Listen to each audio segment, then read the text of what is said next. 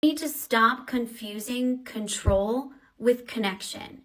You need to stop confusing managing with leading. Project management is a structure, a task, deadlines. It keeps the machine running. Leadership is influence. It's how people show up and follow you because they want to, not because they're forced to. Leadership starts with self-awareness, and we don't talk about that enough.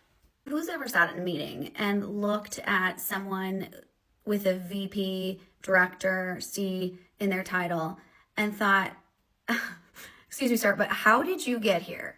Heavy on the sir. And most of the time this happens because organizations confuse tenure or time at the company with leadership, or they have someone that's a very smooth talker, has this gift of creating a perception around them, but when it comes to action, they're absolute trash.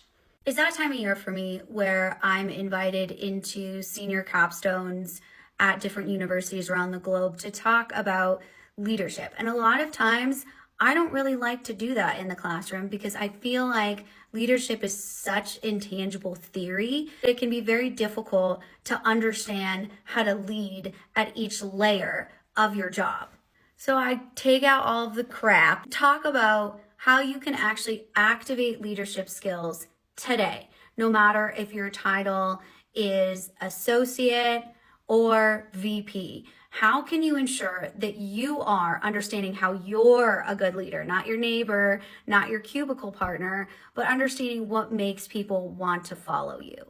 Especially in technology, self-awareness or vulnerability to say, you know, I'm not really good at that, I'm not sure, is seen as this weird weakness, which is why we see so many failed implementations or why we don't have a high level of trust in our industry, because nobody's really able to stand up and say the most powerful words, which are, I don't know. So we look at that middle management tier and we have a very high performing individual contributor and all of a sudden they're promoted to a middle management leader. You're like, yes, do it. But a lot of times that transition can be very, very awkward for them because they're used to being the executor. And now they're responsible for people making sure that execution is still happening while reporting up to the executive team. It's really hard to be sandwiched in that type of accountability, but still wanting to be a good leader. That feels super awkward unless you're aware and you understand yourself. You need to know your values, your triggers, your blind spots. How do you listen? That way you can actually translate that into becoming an effective leader. Once you understand your leadership style through things like personality testing and coaching, reading and researching, putting the work to be a good leader, then it feels less like acting because you're doing it on your own terms. And I'm a perfect example of this. When it comes to starting businesses, starting companies, I am the gas pedal and I need a brake in order to run a successful business.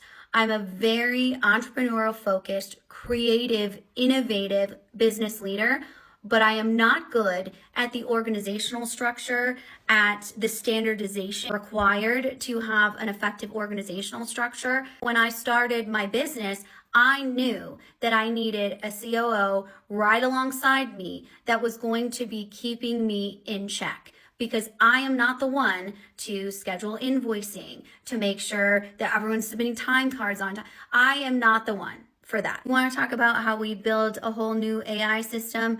I'm your girl, right? But I am not here for the project management that comes with implementing said AI system. Someone on my team who's better than me at that is going to make sure that our clients are effectively serviced. And that's how you get a high performing team. Learn what your leadership style is through things like self-awareness, through reflection and coaching. This is a different process for everyone.